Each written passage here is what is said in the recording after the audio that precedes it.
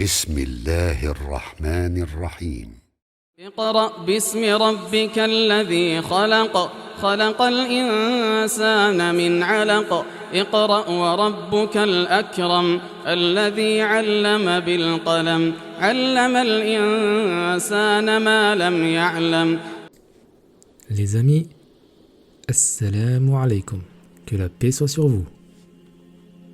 Le Coran est considéré comme la parole divine, pure et inchangée de notre Dieu révélé il y a plus de 1400 ans.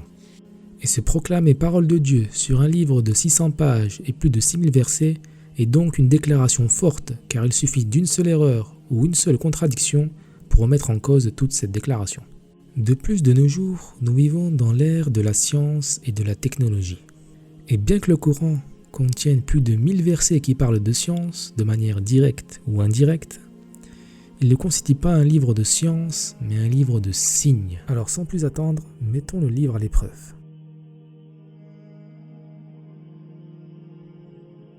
ثم خلقنا النطفة علقة فخلقنا العلقة مضغة فخلقنا المضغة عظاما فكسونا العظام لحما ثم أنشأناه خلقا آخر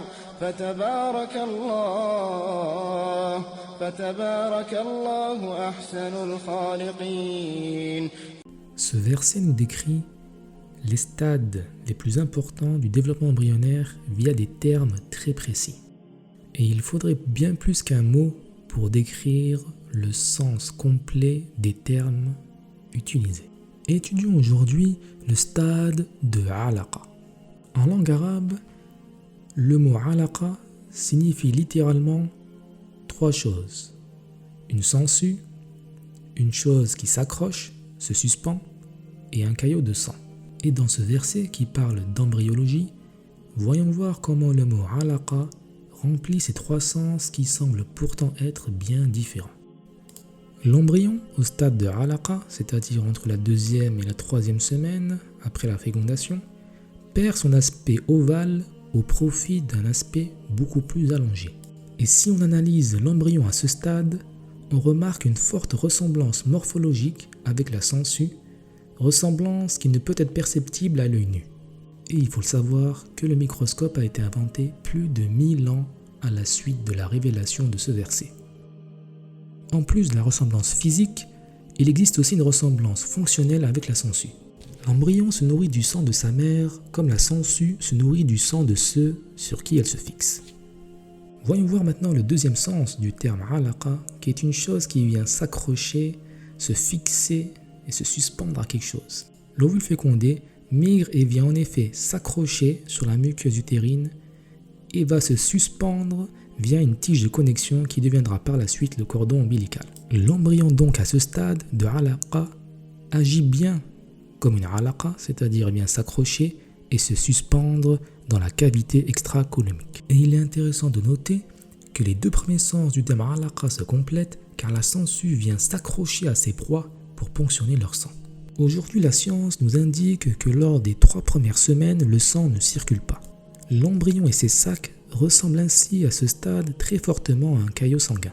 Il faudra attendre la fin de la 3e semaine pour voir le sang circuler et le cœur battre. Comparons des photos réelles d'embryons au stade de alaqa et de sangsue. Voici des photos maintenant des deux éléments Orion X. Comparons toujours des photos au microscope toujours de la tête d'un embryon et de la tête d'une sangsue. La ressemblance est juste incroyable. Tous ces éléments ne peuvent être vus qu'au microscope et impossibles à l'œil nu. On voit bien que le mot alaqa n'a pas été choisi par hasard et que son sens profond est en parfaite adéquation avec le stade embryonnaire en question. Sens qui a pu être découvert à la lumière de la science qui ne s'est réellement développée notamment dans le domaine de l'embryologie qu'au siècle dernier.